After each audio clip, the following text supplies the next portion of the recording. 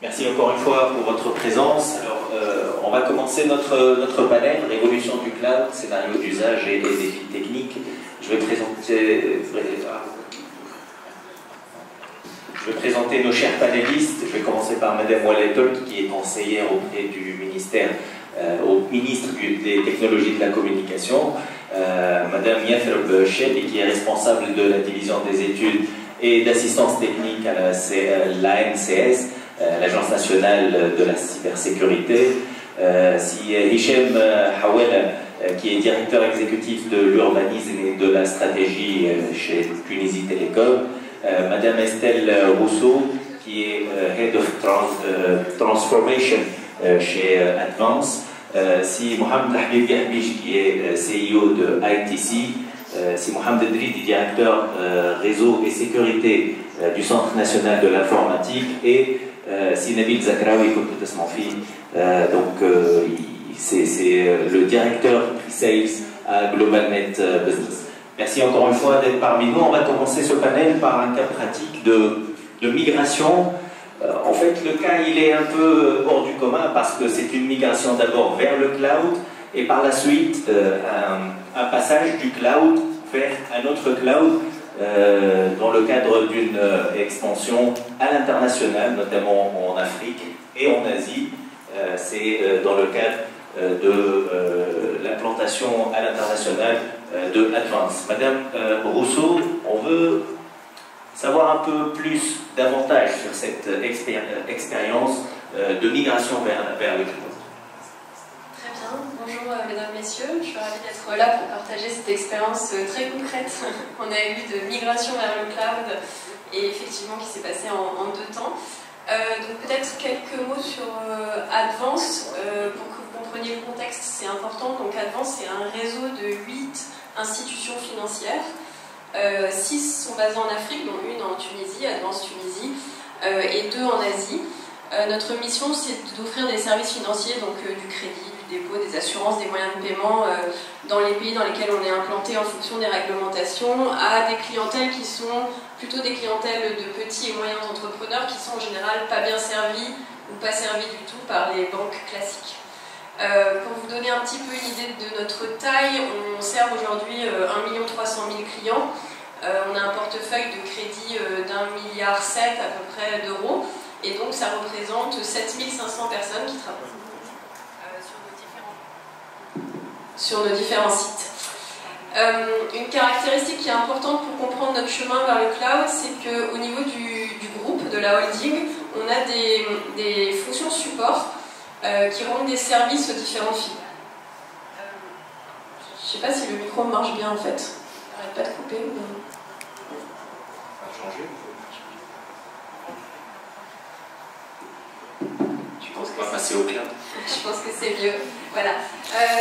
Donc on a des fonctions support et typiquement les fonctions RH ou finance sont basées à Paris. Par contre, il y a quelques années, on a décidé de baser nos fonctions support informatiques plutôt en Afrique. Et on a créé un hub notamment en Tunisie. Donc en Tunisie, on a une société qui s'appelle Air Factory, dans laquelle on a nos équipes centrales infra, sécurité informatique, développement, intégration, exploitation. On a un autre hub à Abidjan qui est plus applicatif sur notre système d'information bancaire. C'est important de comprendre ça parce que cette centralisation des compétences informatiques et des services informatiques, c'était pour nous le premier pas ensuite vers une centralisation des machines et des serveurs et donc de notre chemin vers le cloud. Donc si on parle du chemin vers le cloud, on a décidé, on était organisé on-prem, chacune de nos filiales avait leurs équipes IT, leurs serveurs, toutes leurs applications. Et puis à la faveur, il y a quelques années, d'une décision de changer de core banking system et aussi de se lancer dans une transformation digitale, donc avec toute une suite logicielle qui va avec, on a décidé de migrer vers le cloud. Pour toutes les raisons qui ont été citées ce matin, hein, de sécurité, d'homogénéité, de l'exploitation de nos activités informatiques et donc de nos services aux clients, etc. Et puis, on a décidé de prendre... On a pris une trajectoire assez radicale, on est directement passé sur un modèle, comme le présentait Nabil, de plateforme as a service, en fait, dans lequel non seulement on a délégué l'infrastructure, mais on a délégué aussi la gestion des bases de données, un certain nombre d'activités sur nos systèmes, les fins de journée par exemple sur notre core banking system, etc., à un partenaire français qui donc avait une offre cloud. On a migré 2 filiales comme ça, et puis il y a 1 an et demi, on a un peu tiré les leçons de cette première expérience, et on a décidé et de changer de partenaire et de changer de modèle. Donc ça a été notre deuxième étape. On a changé de modèle vers un modèle plus simple, une infrastructure as a service, effectivement, comme le disait Nabil. On a changé de partenaire, on a donc choisi un partenaire en Tunisie, vous devinerez lequel. Peut-être quelques éléments de choix, de critères de choix, si vous voulez.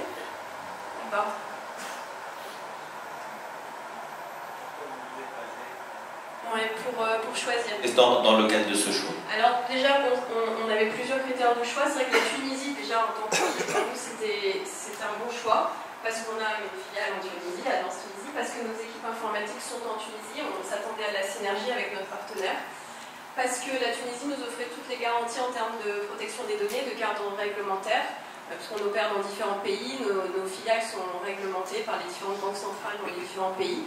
Donc il fallait évidemment qu'on assure un minimum de garantie en termes de protection des données, ce qu'offrait la Tunisie. Et puis le partenaire de 3S en termes de data center offrait un niveau de certification qui était le minimum qu'on demandait aussi.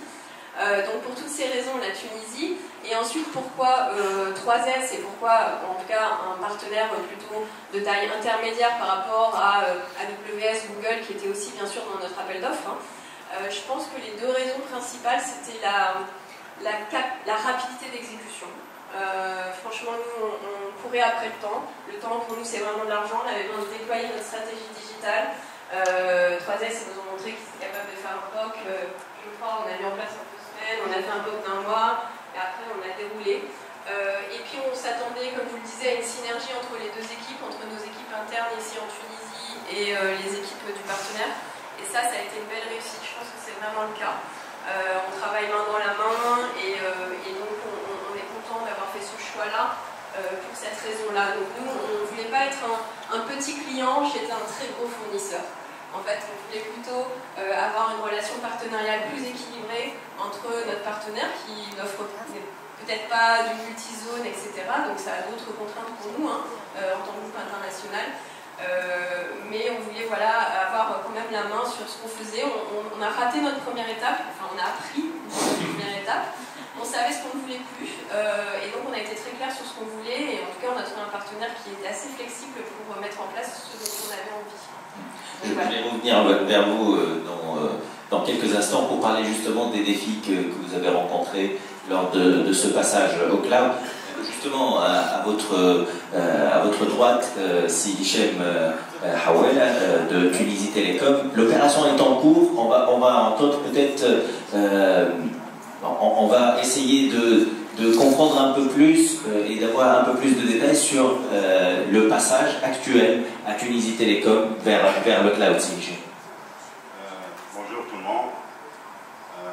Donc, je me présente premièrement. Donc, Hichem Hawel, je suis le directeur exécutif urbanisation et stratégie digitale à l'IT Tunisie Télécom. Donc, je vais présenter un peu notre retour sur expérience.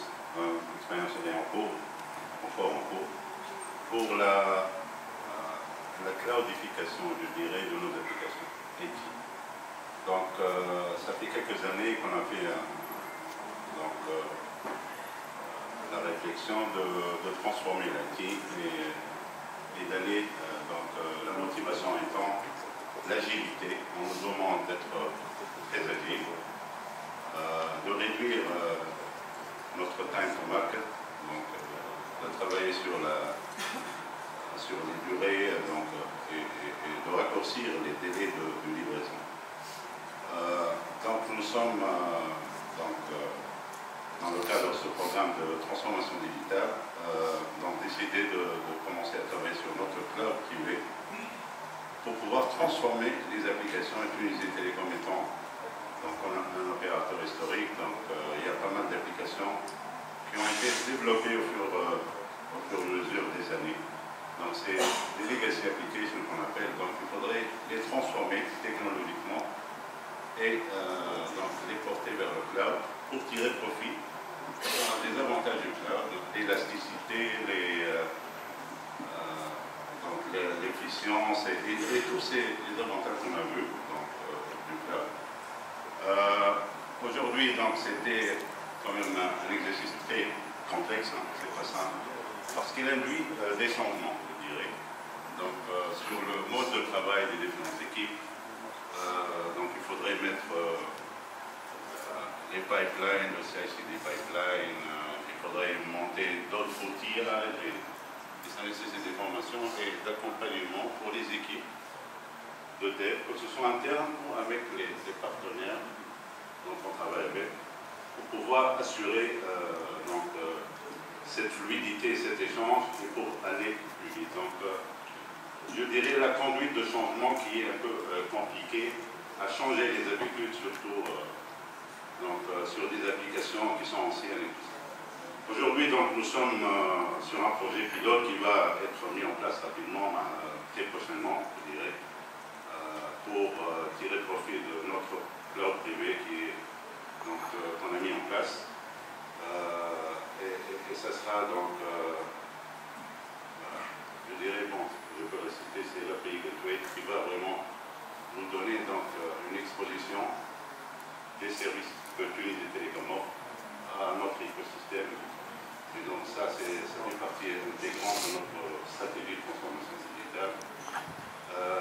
Ensuite, il y aura d'autres applications comme SNI qui sont dans le pipe, je dirais, comme les canaux et d'autres types d'applications qui sont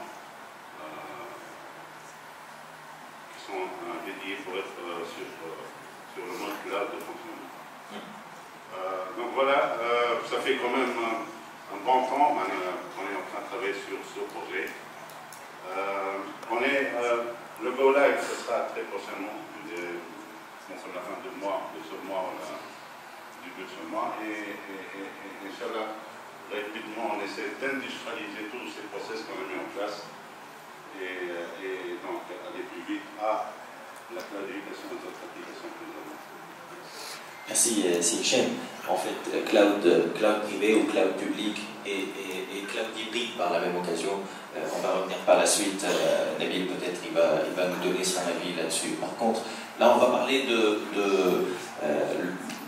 l'expérience du Centre national de l'informatique, qui est le DSI de l'État, on va dire, pour simplifier. Si Mohamed Driti, vous êtes directeur au CNI, et je vais vous demander le rôle du CNI dans le passage, justement, la migration du fameux government, le grand G, vers le cloud. Donc, bonjour tout le monde. On remercie 3S pour l'organisation de cet événement. Donc, je me présente, comme je vous ai dit, Mohamed, je suis le directeur réseau sécurité au Centre national d'informatique. Donc, pour répondre à votre question, aujourd'hui, à l'aide de la transformation digitale, donc le cloud, c'est le pilier central pour aider les entreprises, que ce soit publiques ou privées, afin d'améliorer leurs services. Et pour nous, pour les entreprises publiques, donc ça émane d'une stratégie nationale qui est établie par notre ministère, qui opte pour le cloud first, donc qui insiste les entreprises publiques à adopter donc, la technologie du cloud afin de tirer profit des avantages du cloud qui sont donc en termes de réduction de coûts, en termes de scalability. Donc au niveau CNI, on offre donc les services cloud pour les entreprises publiques. En plus de ça, on gère le réseau national intégré de l'administration qui relie les différentes entreprises publiques via un réseau privé. En plus, on est l'opérateur national d'interopérabilité et une plateforme d'échange entre les différentes structures publiques, donc via une plateforme sécurisée et fiable. En plus de ça, on est en train de développer des services de communication comme le Mobile ID avec notre ministère et on cesse de répondre aux besoins des entreprises publiques en termes de services cloud, software as a service, plateforme as a service ou infrastructure as a service. On essaie d'améliorer ces offres de services en termes de backup as a service, disaster recovery as a service Et le point focal, c'est pour le CNI, on assure une assistance et un accompagnement rapproché pour les entreprises publiques afin d'assurer cette migration vers le cloud. Est-ce que la demande est palpable de la part de l'administration publique pour la migration vers le cloud aujourd'hui? Oui, la demande elle existe, surtout pour tous les services par plateforme as a service, c'est le service qui est très demandé par les entreprises publiques. Et on essaie d'ajouter d'autres services comme le container as a service, donc des services. Une fois les entreprises publiques vont migrer leur application vers des applications cloud ready. Donc on doit améliorer nos offres de services, que ce soit le CNI ou les fournisseurs de services privés, afin d'absorber ces nouvelles demandes. Merci beaucoup, Si Mohamed. On va passer à Mme Wallet Turki, qui est conseillère du ministre de la Technologie. En fait, le ministère qui a travaillé longtemps sur les labels N-Cloud et G-Cloud, on souhaite savoir davantage sur ces deux labels et l'état d'avancement depuis que ces labels sont opérationnels. Mme Turki. Merci. Bahir, c'est Arne Soukon. Bonjour tout le monde. Merci pour 3CS Globalnet pour l'organisation de cet événement. Merci également pour l'invitation pour participer à ce panel. Effectivement, aujourd'hui, au niveau du ministère des Technologies, on a mis en place une stratégie de digitalisation au niveau du pays. Au niveau de cette stratégie, on trouve principalement 8 axes. Et au niveau de ces 8 axes, il y a le 4e axe, qui est le 3e axe, pardon. C'est l'axe relatif à tout ce qui est développement d'infrastructures au niveau du pays et des différents data centers au niveau du pays. Il y a également l'axe 4 relatif au développement de tout ce qui est services publics et services digitaux et entre autres le développement de tout ce qui est administration digitale, je dirais, au niveau du pays. Et l'axe 5, c'est l'axe relatif à tout ce qui est cybersécurité. Et l'axe 6, tout ce qui est data government et développement de solutions IA. Pourquoi je parle de ces axes-là? Parce que ces 4 axes touchent directement la stratégie de mise en place de la stratégie cloud au niveau du pays. Parce que cette stratégie, elle touche bien ces différents axes.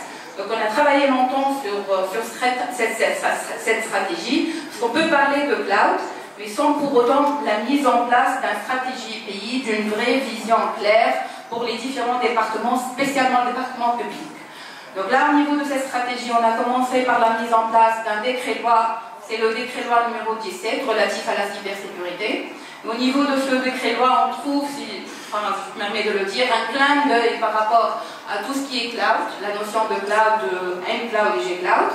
Il y a également les textes d'application de ce décret-loi, et spécialement l'arrêté de Monsieur le ministre des Technologies de Communication qui spécifie la manière de l'octroi de différents labels, que ce soit G-Cloud ou N-Cloud. Donc au niveau de cet arrêté, on trouve les différentes conditions à avoir pour un fournisseur de services cloud pour pouvoir avoir ces labels-là. Et on trouve également la circulaire de Monsieur le Président du gouvernement, cette circulaire qui invite les différents départements publics à la mise en place de solutions orientées plutôt cloud, et en spécifiant au niveau de cette circulaire les différentes conditions, c'est-à-dire, c'est quoi? C'est l'équivalent quelque part d'une matrice, le service, et le service, quelque part, on va l'orienter vers quel type de fournisseur de services cloud. Selon les types de services, par exemple, tout ce qui est services gouvernementaux, on va s'orienter plutôt pour tout ce qui est fournisseurs de services, je dirais les centres de services nationaux ou sectoriels, ou un fournisseur de services cloud ayant la certification G-Cloud. Et on a mis en place une commission qui certainement aura par la suite Madame Yasser qui va présenter peut-être la mise en place de cette commission et la manière de l'attribution de ces différents labels. Et la question qui se dit, pourquoi on met en place ces labels-là? Parce qu'on est en tant que ministère chargé des technologies, des communications, de l'information au niveau du pays.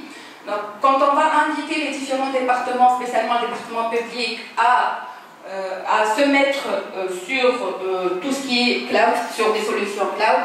Il faut avoir les garanties nécessaires pour mettre les données de l'État, les infrastructures de l'État sur ces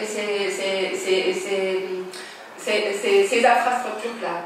Donc là c'est la question à laquelle que je réponds. Pourquoi on met ces labels-là? C'est pour assurer la souveraineté de nos données et de nos infrastructures et garantir un minimum, je dirais, de sécurité par rapport à ces infrastructures et ces données et ces applications de l'État. Donc voilà un résumé, si je me permets de le dire, et je suis là pour répondre aux différentes questions. Il y aura certainement des questions de la part de la salle tout à l'heure, mais on va rebondir justement sur l'aspect réglementaire.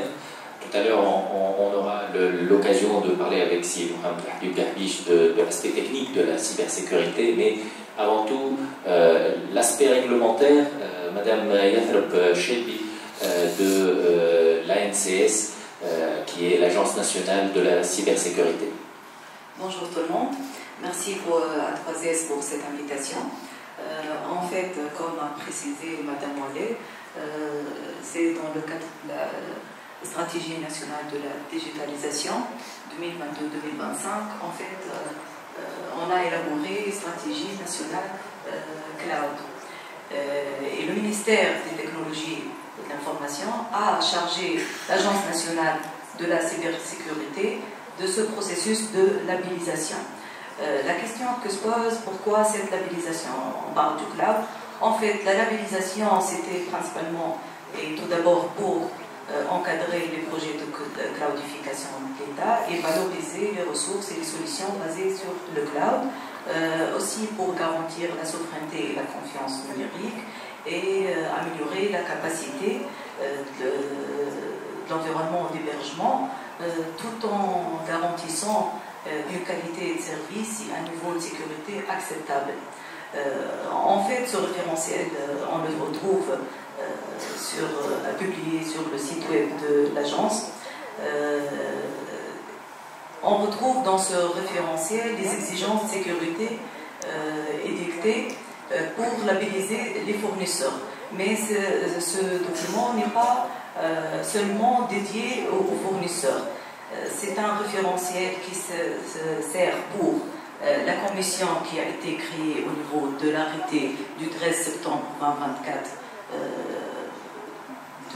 de Monsieur le ministre de Technologie de l'Information, qui édicte les conditions et les procédures de labellisation. Donc cette commission se sert pour ce référentiel pour exécuter son travail en termes de labellisation. Aussi, il peut se servir pour les fournisseurs pour être prêts et savoir le processus de labellisation afin d'être labellisés. Pour les clients aussi qui souhaitent connaître les garanties des prestations et les exigences de sécurité que respectent leurs fournisseurs de services cloud, et pour les professionnels du métier, etc. Donc c'est un point très important que je dois le dire en termes de cybersécurité. En fait, le référentiel, il édicte un ensemble d'exigences de sécurité. Donc on retrouve parmi ces exigences de sécurité des exigences de base, qui reflètent des exigences de sécurité édictées dans le référentiel d'audit réglementaire générique. Depuis la création de l'Agence nationale de la sécurité informatique depuis 2004, et on a ajouté un ensemble de mesures supplémentaires relatives au cloud conformes à l'ISO 27001 et l'ISO 27 qui reflètent les exigences de sécurité de l'information, et l'ISO 27017, c'est un code bonne pratique pour la gestion de la sécurité de l'information pour les services cloud. On retrouve le spécial par rapport à ce référentiel des exigences de souveraineté. Donc lorsqu'on parle des exigences de souveraineté, donc, bien évidemment, on devrait parler de la localisation des data centers, le lieu d'hébergement. En fait, parmi les exigences, on retrouve qu'il y a l'obligation de fournir pour que ce fournisseur doit être labellisé, des centres de données primaires et de secours sur le territoire tunisien et qui devraient être gérés par des entités, bien évidemment, de droit tunisien. On retrouve l'obligation de respecter la réglementation en matière de protection des données à caractère personnel, l'obligation d'usage des services de confiance, par exemple les mécanismes de chiffrement et de hachage fiable auprès de l'Agence nationale de la certification électronique, et aussi la nécessité d'utiliser des certificats électroniques issus d'une autorité électronique de confiance et assurer un accès d'administration distant s'il y a l'intervention depuis l'étranger. Et finalement, le raccordement via le réseau intégré d'administration qui est géré par le CNI et qui fait véhiculer des données et des services intergouvernementaux. Et ça, c'est pour le fournisseur qui désire obtenir le label G-Cloud. En fait, ces exigences de souveraineté reflètent l'imperméabilité du lieu d'hébergement par rapport aux acteurs et par rapport aux acteurs étrangers et aux lois. Voilà. Merci. Merci Madame Chebi. En fait, comme l'ont souligné tous les intervenants depuis ce matin, la cybersécurité, c'est le défi, le premier défi qu'on rencontre lors d'une migration. Alors, je donne la parole à Si Mohamed Habib Garbiche, qui est expert en cybersécurité et qui est aussi CEO de ITC. Alors, avant de passer vers le cloud, qu'est-ce qu'il faut justement, à quoi il faut penser côté cybersécurité, Si Mohamed?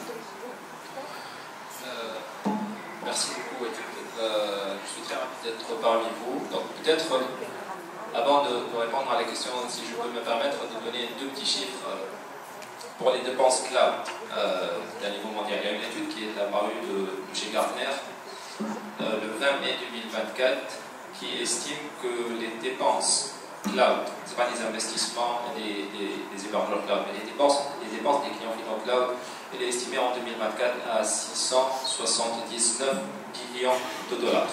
D'un niveau mondial, billions de dollars, exactement.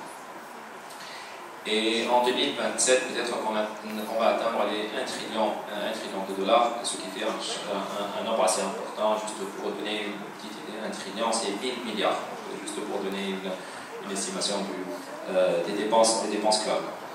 En fait, le cloud, c'est la plateforme, je dirais, par défaut pour les technologies émergentes.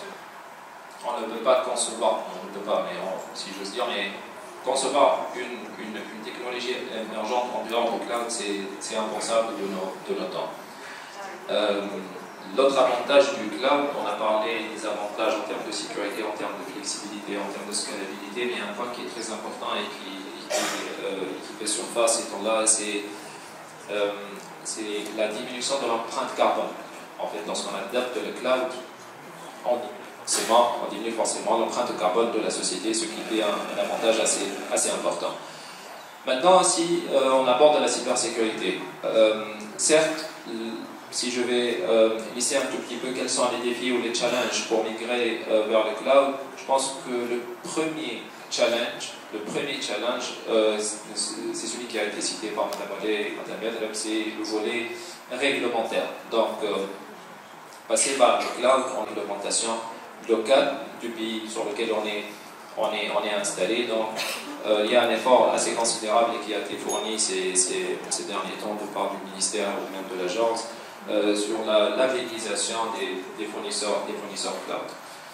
Un autre point sur lequel il faudra peut-être se focaliser, c'est la souveraineté des données d'une part, mais d'autre part, la migration vers le cloud, elle inclut forcément, ce n'est pas comme l'a dit peut-être Elie, en fait le passage vers le cloud, un projet cloud, ce n'est pas un projet plug and play, donc ce n'est pas du lift and shift, ça veut dire que certes, il y a des passages qui sont assez faciles pour passer vers le cloud, mais aussi il y a vraiment un travail de fond qui devra être fait, surtout lorsqu'on va migrer vers le cloud, migrer des données vers le cloud. Pardon.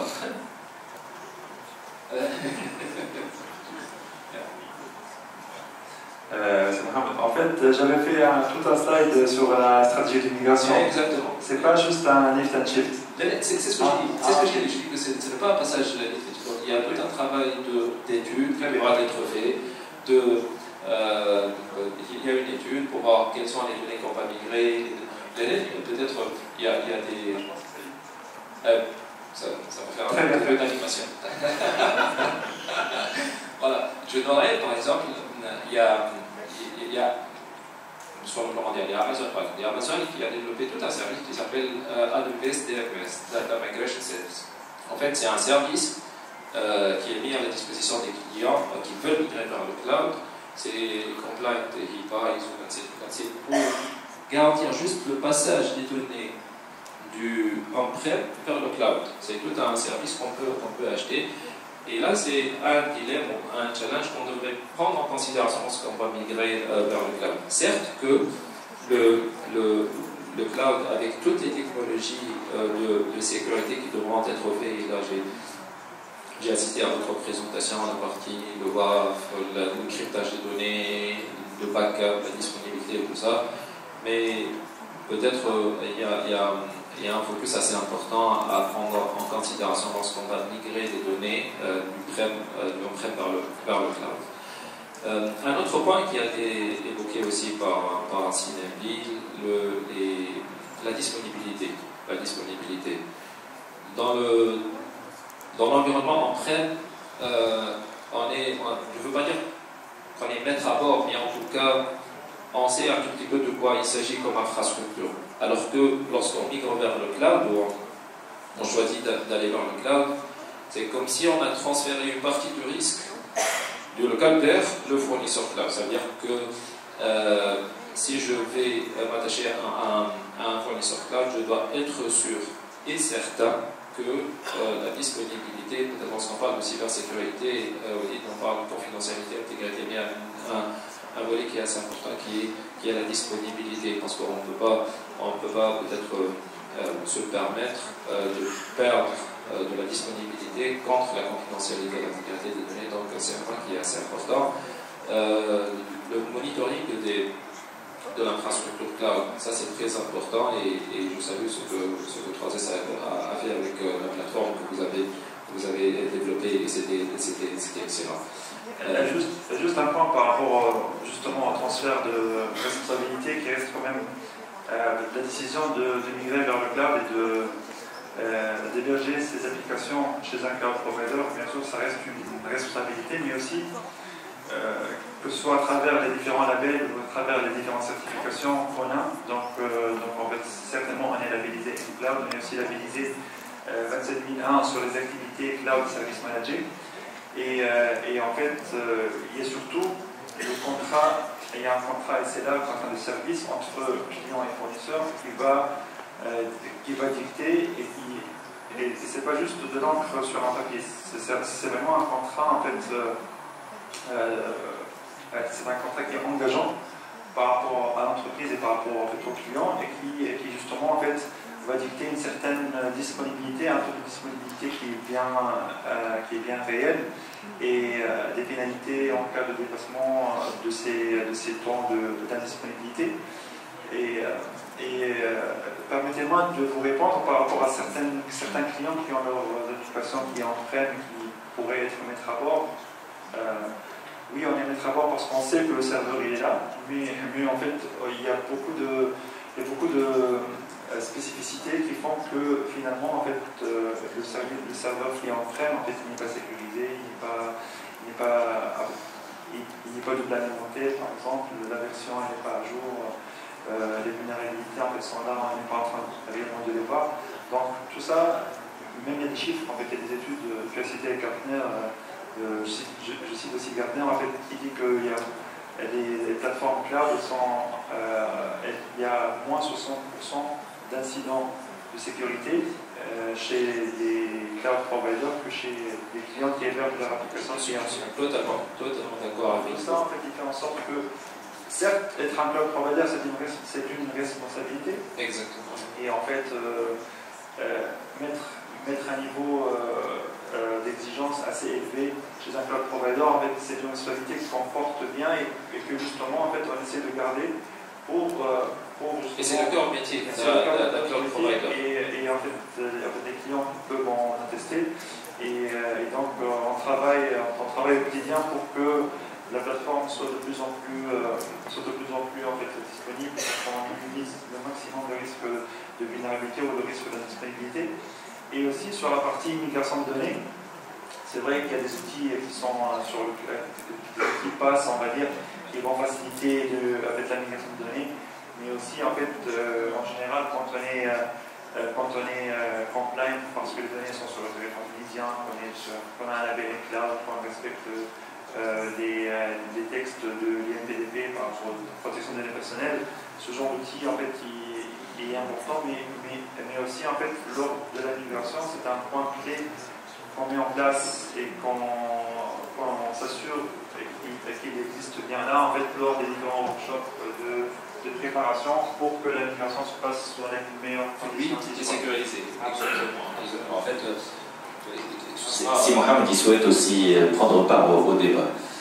Donc juste un point pour comment aider les entreprises publiques de migrer vers les clouds. Donc la question qui se pose, quelles données migrer vers le cloud pour les entreprises publiques? Donc réellement, ils doivent passer par une étude pour la classification des données, pour réellement choisir quelles données migrer vers le cloud gouvernemental, quelles données migrer vers le cloud national, quelles données migrer vers le cloud public. Donc, réellement, il faut aider les entreprises publiques à choisir quelles données migrer vers le cloud approprié. De toute façon, il y a une question que je l'ai posée, et je crois que Mohamed Habib et Nabil ont répondu, c'est que est-ce qu'on s'expose davantage sur le cloud côté? Est-ce qu'on est plus exposé sur le cloud qu'en-prem? Je crois que vous avez répondu à la question, Nabil et Mohamed. Oui, partiellement. Bon, on peut en discuter. Oui, après sur dire qu'on est hébergé sur le cloud, il y a la partie accès qui est aussi très importante et qui n'est pas des moindres et à prendre en considération. On a des clients aujourd'hui qui sont sur de l'IPMPLS, donc c'est une infrastructure qui, on va dire, qui est sur de l'intranet. Donc c'est vrai qu'elle n'est pas exposée comme si on hébergeait une application web ou en fait une application mobile. Laquelle sera exposée et laquelle sera connue en fait par le monde extérieur. Donc, et pour laquelle en fait il faut la sécuriser de la manière la plus appropriée. En fait, on sécurise pas de la même manière une application web qu'une application en fait, interne. On ne sécurise pas de la même manière un lien internet qu'un lien intranet. On ne sécurise pas pareil un lien VPN qu'un lien SD-WAN. Donc, cet aspect-là d'interconnexion ou de connectivité, c'est un aspect qui est très important à prendre en considération lors d'une migration. Aussi, il y a la partie, c'est vrai que la migration c'est un projet, comme a dit ici Mohamed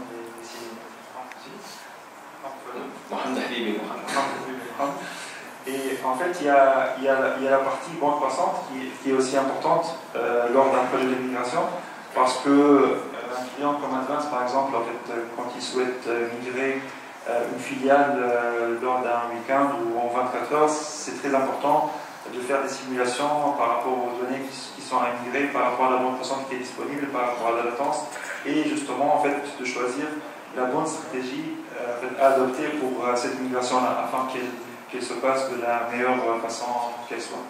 D'ailleurs, si j'ose ajouter en fait, Nabil, c'est que certes, lorsqu'on migre vers le cloud, peut-être que vous avez dit qu'on peut être si j'ai bien compris, exposer peut-être davantage. Mais l'avantage avec un fournisseur cloud, c'est que si on prend le cas d'une société qui a une application web qui est exposée ou qui est publiée, donc qui est publiée vers l'externe, avec ses fournisseurs ou avec ses clients. Si lors d'une mission d'audit, on va leur dire, voilà, il faut installer un WAF, un Web Application Firewall pour la sécuriser.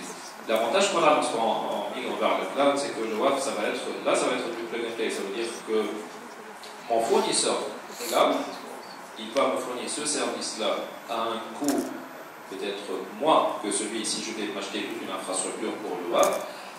Et le coût il va être pay as you go, ça veut dire que je ne vais pas m'acheter toute l'infrastructure avec l'alimentation, mais le fait de migrer vers le cloud, certes, ça a des avantages. Parmi les avantages, c'est que si je veux ajouter des couches de sécurité, je sais pertinemment que c'est offert par mon fournisseur et que ça va être, même la durée du projet va être beaucoup plus courte que celle si je vais m'acheter quelque chose en vrai. Je sais pas si... Je rebondis sur votre remarque. C'est vrai que peut-être on a dit... d'habitude, quand on parle de cloud, on évoque toujours modèle CAPEX, OPEX. Peut-être que ce sont des notions qui ne parlent pas à tout le monde, qui ne parlent pas à tous les DSI. Mais OPEX, CAPEX, pour des financiers, en fait, ce sont vraiment des notions à prendre en considération par rapport à la trésorerie dont dispose l'entreprise, par rapport aux capacités de financement, par rapport en fait, au budget alloué chez l'IT.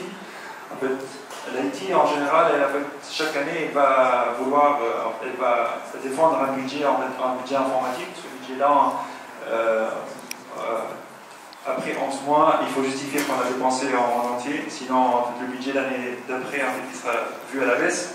Ça, c'est une pratique, je pense que tout le monde est en train de voir ou peut-être de subir ou de faire face à cette problématique-là.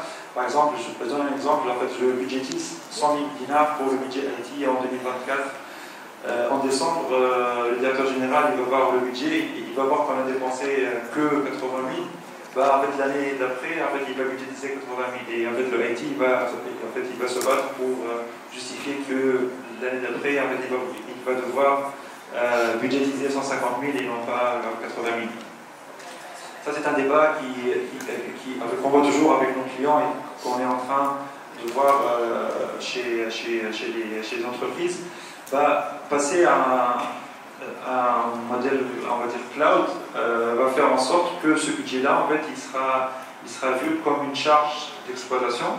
Et en termes de trésorerie, en fait, la direction, en fait, elle va devoir grignoter, entre guillemets, de son budget CAPEX pour le transformer en charge opérationnelle pour pouvoir aussi payer moins d'impôts en fin d'année parce que voilà, il y a des charges opérationnelles qui ont nécessité à faire appel à un cloud provider au lieu d'acquérir une infrastructure on-prem qui Je suis d'accord, Madame la financière. En fait, justement, je vais revenir à Madame Rousseau, Estelle, et une question qu'un banquier vous pose, vu le caractère très sensible de votre data, des données dont vous disposez, et on vous demande comment vous avez sécurisé ces données-là, justement, sur le cloud. Alors, c'est effectivement un sujet qui est assez compliqué, qui est assez différent en fonction des juridictions dans lesquelles on opère. De manière générale, à minima, ce que nous demandent les banques centrales, mais même si elles ne nous le demandaient pas d'un point de vue risque opérationnel, parce qu'on vis-à-vis de nos clients évidemment, on est censé gérer d'avoir des données en backup localement, c'est-à-dire que typiquement aujourd'hui nous on a tous nos systèmes d'information sur le cloud en Tunisie. Par contre, de manière régulière, dans certains pays tous les jours, dans d'autres toutes les semaines, on rapatrie toutes les données clients au Cameroun, en Côte d'Ivoire, etc. Parce que souvent c'est une demande, on a besoin d'avoir une nouvelle copie, ça c'est la première chose, sachant qu'on a déjà une première copie sur un deuxième site de secours en Tunisie, donc c'est la troisième. Et on travaille en ce moment avec 3S pour avoir un site de secours en France, donc dans une autre zone, qui n'est ni celle dans laquelle chacun des pays opère, ni en Tunisie, pour pouvoir, au cas où un jour la Tunisie est coupée du monde, ou en tout cas un des pays dans lesquels on opère ne peut plus communiquer avec la Tunisie, être capable de faire une continuité d'activité. Donc ça c'est vraiment, voilà, et évidemment dans tous ces transferts de données, etc., je pense que mesdames en ont parlé, on a toutes les questions de cryptage, de comment ça se passe, etc., de classification des données entre les données personnelles et pas. C'est vrai que c'est un des défis, on en parle souvent avec Nabil, qu'ont certains fournisseurs de cloud, c'est-à-dire que Amazon, ils vous disent dans leur offre qu'ils sont déjà multi-zone, c'est-à-dire pour vous c'est complètement transparent, Ils peuvent vous faire passer d'une zone Europe à une zone Amérique, un jour parce que vous avez un problème de latence, un jour parce que vous avez carrément un problème de continuité d'activité, ça fait partie de l'offre. Ce n'est pas le cas sur des fournisseurs de cloud de taille intermédiaire qui sont localisés dans un pays, mais c'est une problématique pour un groupe international comme nous en tout cas, mais on trouve des solutions alternatives. Donc c'est pas simple, les régulateurs de manière régulière, il faut leur réexpliquer le schéma, le pourquoi, les avantages, les inconvénients. Cette espèce de croyance que si j'ai les données on-prem chez moi à Douala, enfin chez moi dans mon entreprise à Douala, elles sont plus sécurisées que si je les ai dans un data center tier 4 à Tunis. En fait, c'est assez contre-intuitif et souvent c'est ce que pensent certaines autorités. Donc il y a beaucoup aussi je pense qu'il y a une évolution de chacun et de chacun des acteurs au fur et à mesure. Je pense que tout le monde se rend bien compte que c'est la tendance et donc il faut trouver des moyens de sécuriser ces activités-là, mais que de dire non, on veut juste que les données soient chez nous, je pense que c'est quelque chose que sur le long terme qui n'est pas gérable en fait. Donc il faut diversifier le risque en quelque sorte. Il ne faut pas tout mettre dans le même sac. Madame Yathab souhaite intervenir là-dessus. Madame Chevy, pardon. Je voudrais rebondir sur ce qu'a dit Madame Esté. C'est la tendance, mais de nos jours, ce n'est pas la tendance seulement, c'est en fait la réglementation qui édicte ça et oblige au niveau du décret-loi relatif à la cybersécurité. On retrouve l'article 6 qui édicte l'ensemble des organismes qui devraient héberger leurs données auprès des fournisseurs de services cloud labellisés.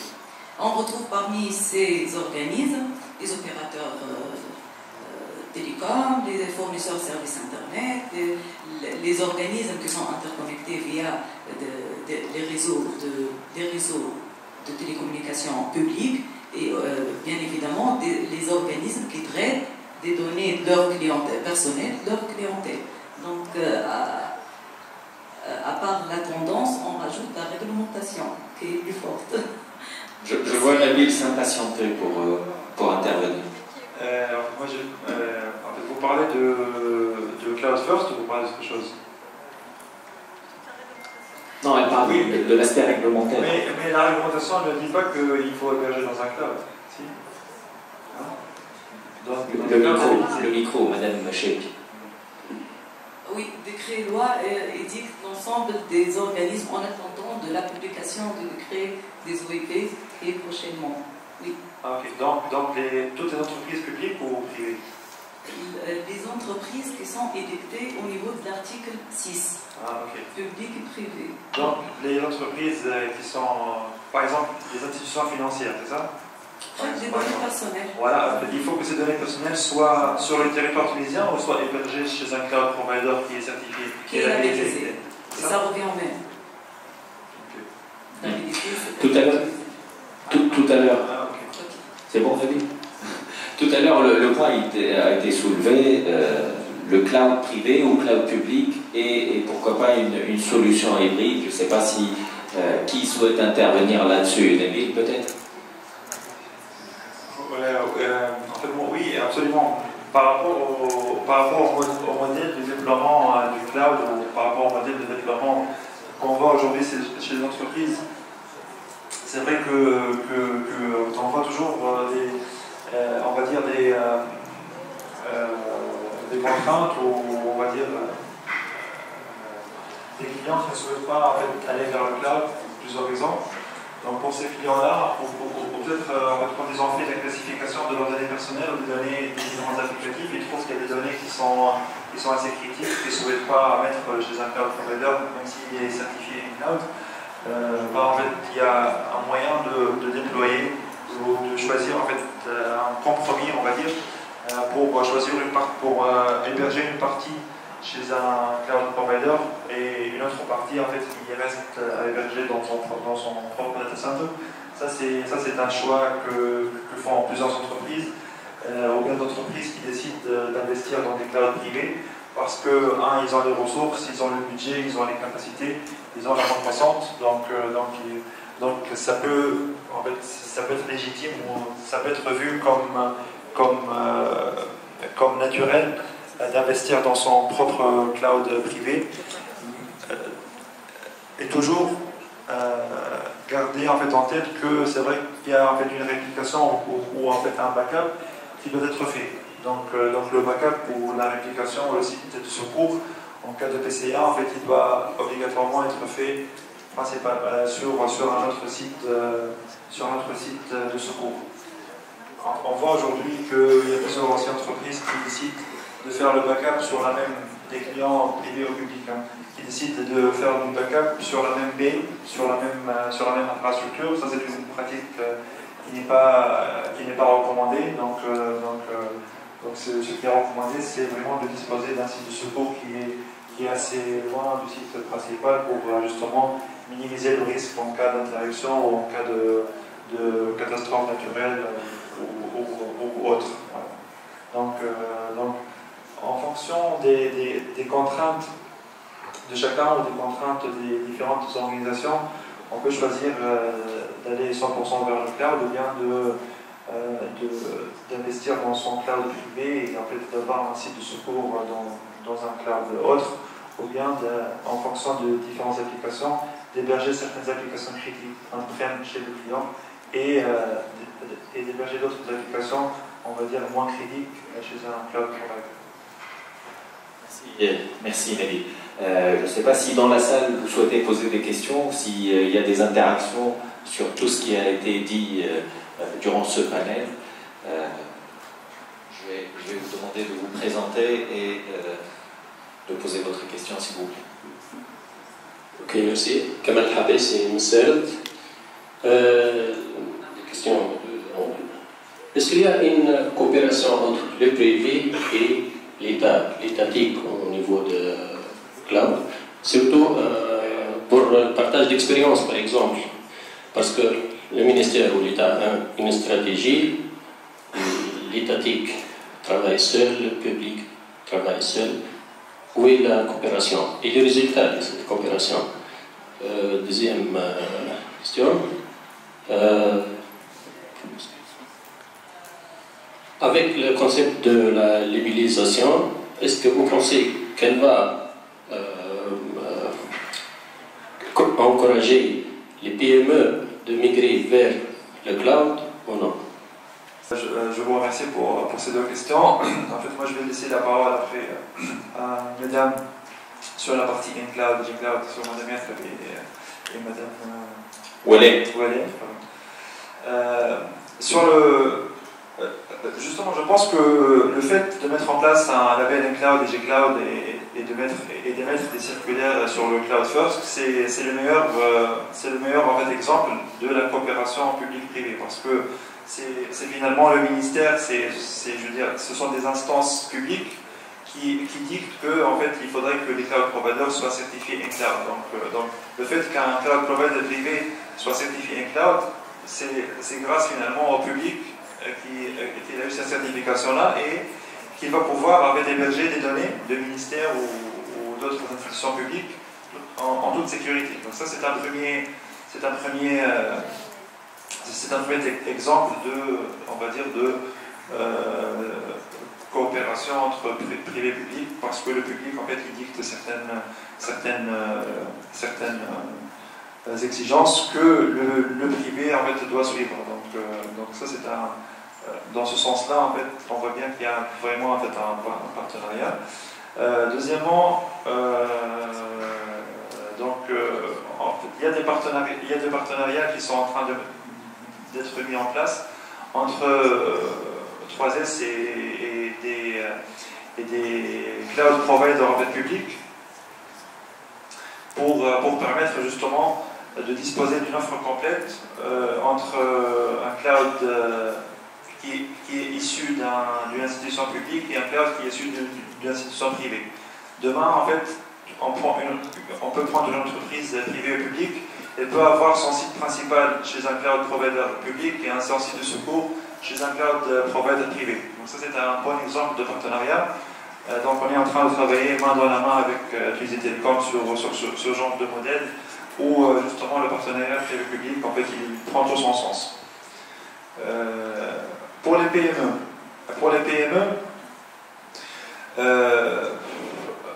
En fait, ce qu'on est en train de voir aujourd'hui sur le marché, c'est que les PME, en fait, ils ont tendance à vouloir opter à des cloud providers les moins chers possibles, en fait, on va dire, qui ne sont pas forcément labellisés in cloud parce qu'ils n'ont pas l'obligation de mettre leurs applicatifs chez des cloud providers qui sont certifiés. Donc les PME, en fait, les PME et les startups, aujourd'hui, on est en train de le voir au quotidien, ils optent systématiquement pour des solutions, on va dire, entrée de marché, plus industrielles, on va dire, pas forcément sur le territoire, qui n'hébergent pas forcément sur le territoire tunisien. Il y a même des startups, en fait, moi, toutes les startups que j'ai vues, en fait, les hébergent leurs données chez des clouds publics en dehors de la Tunisie. D'ailleurs, là, je pourrais retourner la question directement à Mme Yath et Mme Mollet pour y répondre par la suite. Donc, mais c'est vrai que en fait, les PME aujourd'hui, en fait, elles ont ce challenge-là de réduire leur coût, d'avoir des plateformes qui sont, on va dire, qui sont moins coûteuses pour pouvoir héberger leurs différentes applications. Et en fait, nous, chez 3S, on a plusieurs gammes, on va dire, de cloud IaaS. Donc l'offre CloudNet, c'est vrai qu'elle est elle adresse plutôt, en fait, les grandes institutions et les institutions publiques. On a d'autres offres, en fait, qui peuvent adresser des PME qui sont moins chères, mais en fait qui ne sont pas encore labellisées in cloud. Madame Cheli. Donc je rejoins mon avis, je suis tout à fait d'accord sur ce qu'a dit M. Nabil.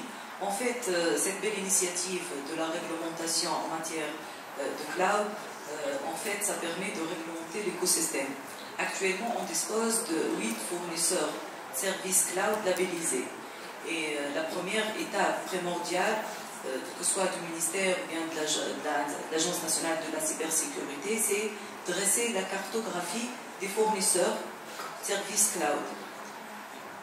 La deuxième étape, donc, on a travaillé dur sur tout ce qui est référentiel, les fournisseurs pour qu'ils puissent fournir un service de qualité sécurisé aux clients, les maîtres d'ouvrage et les organismes publics privés. La deuxième étape, après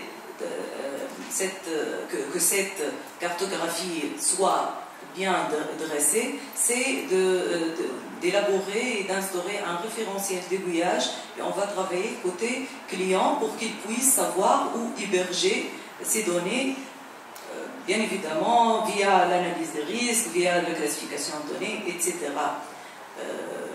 Voilà, c'est un travail indissociable, parce que lorsqu'on parle du cloud, de la sécurité du cloud, on parle de la sécurité dans le cloud et du cloud. On a commencé par la sécurité du cloud, et après on va entrer, et depuis tout le temps, la ANCS travaille sur la sensibilisation des organismes, que ce soit publics ou privés. Et par la même occasion, je vous annonce que l'ANCS fournit des services de sensibilisation symboliques, à prix symbolique. Donc on retrouve tous les services de sécurité et des sensibilisations, des formations en la matière. Merci. Par expérience, je ne vais pas trop m'attarder, par expérience, qu'est-ce que vous recommandez pour faciliter cette prise de décision, ou bien pour la prendre en toute sagesse et en toute sécurité?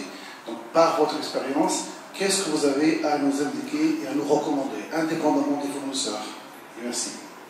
En place, nous, en interne, en termes de gouvernance de la donnée, sur les aspects vraiment purement sécurité informatique, mais aussi définition des données, classification des données, vérification interne, premier niveau, deuxième niveau, troisième niveau, quel type d'audit de données on peut prévoir, on peut demander des audits des futurs partenaires quand les conseils d'administration les demandent. Donc je pense que c'est vraiment une question de préparation et d'essayer de voir en termes de risque opérationnel in fine pour la donnée, donc pour nos clients, donc pour notre réputation aussi en tant que banque, et puis de conformité évidemment réglementaire. Donc bon, nous, on a eu la difficulté de le faire quand même dans 6 pays, donc 6 pays avec 6 autorités de tutelle différentes, 6 réglementations différentes. et on s'en sort, on s'en est sorti. Aujourd'hui, on a 5 filiales qui sont hébergées ici en Tunisie, donc c'est possible, mais ça demande beaucoup de préparation. Une autre question?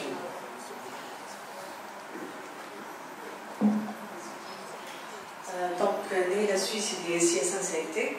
Donc, ma question s'adresse à M. Nabi. Donc, est-ce qu'il y a des exigences côté migration vers le cloud?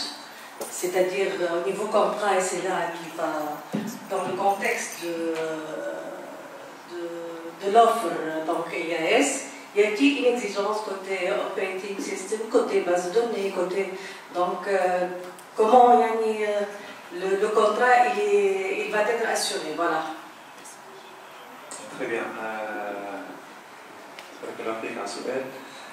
Par rapport en fait au contrat, c'est plutôt par rapport aux prérequis. Si vos applications peuvent fonctionner sur le cloud ou pas. Si c'est compatible avec du x86, ça va fonctionner. Si c'est de l'X400 ou autre, ça va nécessiter des études complémentaires pour le faire fonctionner. Je parle surtout des OS qui sont obsolètes, des données obsolètes. Ok. En fait, dans le deuxième slide tout à l'heure, en fait, quand j'ai indiqué les différents modèles cloud par rapport, il y avait le premier modèle on-prem, le deuxième IAS, l'autre PAS, l'autre SaaS. Donc le modèle IAS, en fait, le cloud provider, il va proposer en fait toute la partie réseau, infrastructure hardware et avec hyperviseur. Donc votre responsabilité sur une offre IAS va commencer à partir de l'OS. Okay, donc tout type d'OS en fait peuvent fonctionner sur une infrastructure IAS. Bien sûr, il faut que l'OS ne soit pas vulnérable. Donc il y a des sites à la NCS qui font un travail énorme et que je remercie. Donc tous les dimanches, toutes les semaines, je pense, en fait, ils sortent les OS les plus vulnérables, les moins vulnérables, etc. Donc bien sûr, il faut choisir l'OS le plus stable, il faut choisir l'OS pas forcément le plus récent, mais en fait le plus stable et en le moins de vulnérabilité. Par rapport aux différents systèmes, en fait, il n'y a pas de souci, même si c'est du Windows, du Red Hat, de l'Ubuntu, etc. En fait, la machine va pouvoir fonctionner selon votre OS. Bien sûr, on va vous recommander quel type d'OS pourrait fonctionner sur chaque application. Et si vous voulez qu'on détaille davantage, on pourrait planifier un workshop dédié pour répondre à des questions plus ponctuelles. Une dernière question. En fait, c'est une dernière question, c'est parce qu'on a peu de le ou c'est par rapport Je ne sais pas, à toi de juger. Je pense que tout le monde commence à avoir faim. Merci à vous tous. J'aime bien Agoubi de la STEC. J'ai une première question principalement à Madame Estelle. On aimerait bien que vous nous parlez de la mauvaise expérience de passage en cloud. Je pense que ça serait très intéressant pour nous tous. Et puis, un petit mot on parle toujours de la migration vers le cloud. On aimerait bien entendre sur l'action de rapatriement de nos applications et nos données de nouveau on-premise, et aussi la migration intercloud. Je pense que c'est une phase qu'il faut bien être conscient de tout le monde, qu'on peut toujours avoir une mauvaise expérience. Donc, comment, dès le début, même au niveau contrat, de prévoir la phase de fin de contrat. C'est toujours intéressant. Et une question par rapport à tout ce qui est stratégie nationale. Ok, l'incitation vers le cloud, c'est très intéressant et il faut y passer tout le monde. Sauf que, est-ce que l'État, elle envisage ou bien elle a un ensemble d'actions pour supporter et pour emmener ensemble les organismes, que ce soit étatiques ou bien publics, sur cette phase-là. Je cite ici l'exemple historique de l'incitation sur les logiciels libres. il y avait une stratégie, un accompagnement. Donc ma question c'est par rapport au passage au cloud, essentiellement parce que déjà je sais bien que la majorité des institutions publiques souffrent au moins du côté réfléchissement des ressources techniques et humaines. Donc là, je pense qu'il y a tout un travail de gestion de changement sur les process, sur les ressources. Donc y a-t-il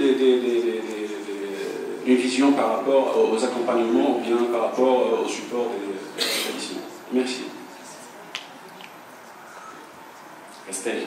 Ok, je peux démarrer sur les deux premières questions. Donc la question de la réversibilité, elle est clé, vous avez raison.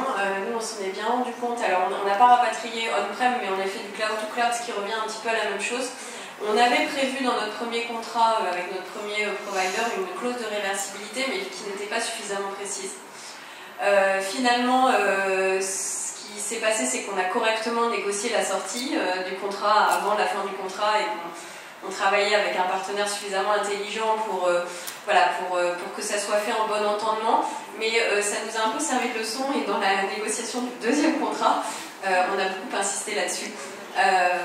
Donc effectivement, il faut absolument prévoir une clause de réversibilité qui est vraiment précise avec quels sont les engagements du partenaire si on décide de changer. Nous, on a par exemple plusieurs filiales ici. Demain, on peut très bien avoir la COBAC en Afrique centrale, l'autorité de réglementation bancaire, qui nous dit c'est fini, les systèmes d'exploitation reviennent forcément dans le pays. Ça peut arriver assez rapidement. Donc nous, on voulait être sûr aussi de pouvoir faire un carve-out. Et ça, c'est très important dans la définition de l'architecture que vous choisissez dans le cloud. Il faut toujours penser à si un jour vous avez besoin de revenir pour différentes raisons, comment vous allez le faire. Et ça peut jouer sur le choix du prestataire. Je pense notamment à des systèmes comme AWS, où en fait on devient assez vite dépendant de pas mal d'éléments propriétaires en fait Amazon. Et après, un retour sur une architecture on-prem n'est pas nécessairement très simple. Donc nous, ça a vraiment fait partie des critères pour lesquels on a choisi plutôt un fournisseur qui allait mettre en place une architecture telle que nous on l'a souhaité et qu'on l'a pensé être quasiment ISO architecture qu'on aurait chez nous on-prem. Donc vous avez complètement raison sur cette partie-là, c'est très important. Sur les échecs, rien n'est un échec, je pense qu'on apprend, c'était une première étape pour nous, on a énormément appris de notre premier passage dans le cloud. Je pense qu'on a voulu aller trop vite, c'est-à-dire plateforme as a service, c'était pas le bon modèle. Ça a dessaisi trop nos équipes informatiques de la gestion des bases, etc. Et c'était trop rapide. Voilà, et on a perdu trop de contrôle sur des applications qui étaient trop critiques. Donc je pense que ça a été une erreur. Une autre erreur aussi qu'on a faite, c'est qu'il faut se méfier de tous les contrats tripartites. Donc là, en l'occurrence, sur notre premier contrat, nous, on avait un contrat qui était et avec un fournisseur d'hébergement et avec notre éditeur de coworking system, en fait, et nous. Très mauvaise idée, parce que 3 personnes, il y en a toujours 2 qui s'entendent bien et pas la 3e. Voilà, mais il y a plein d'autres raisons, on en parlera après si vous voulez. Concernant l'incitation pour la migration vers le cloud. Effectivement, pour la deuxième question et pour répondre à la question relative à l'accompagnement des structures publiques pour aller vers le cloud, on a commencé déjà par la mise en place d'un cadre réglementaire qu'on a déjà fait de la communication dessus. Il y a l'Agence nationale de cybersécurité également qui est là pour la mise en place d'un certain programme de formation et de sensibilisation par rapport à cette thématique. Mais il y a également un certain nombre d'ateliers qui ont été effectués relatifs à cette thématique. Et on envisage également de faire plus d'ateliers pour faire cette conduite de changement auprès de différentes structures publiques. Mais je souligne également que c'est important de planifier au niveau des formations, au niveau de différentes structures publiques, des formations sur ces notions-là, déjà pour commencer, vous, à votre niveau, déjà pour commencer au niveau de différentes structures. Nous, de notre côté, il y aura de l'accompagnement par rapport à cette conduite de changement, mais on va essayer de collaborer ensemble pour avancer. C'est un challenge, c'est vrai, c'est pas toujours évident par rapport au manque de ressources de manière générale au niveau du pays, par rapport à tout ce qui est expert dans le domaine, je dirais, de l'informatique et des télécoms d'une manière générale. Mais c'est nous ensemble, aussi bien secteur public, secteur privé, les structures également, les différentes structures, d'avancer sur cette thématique pour pouvoir avancer comme il se doit. Et voilà. Merci à tous nos chers panélistes. Merci Olé, Yatrouk, Hichem, Estelle, Si Mohamed Habib, Si Mohamed ou Nabil comme ça. Merci à vous pour votre attention, pour votre interaction. Alors, j'invite tout le monde à déjeuner. On va continuer le débat pendant le déjeuner. Encore une fois, merci à tous ceux qui ont permis cet événement qu'il y ait lieu dans ces conditions. Merci à vous et à très bientôt. Merci.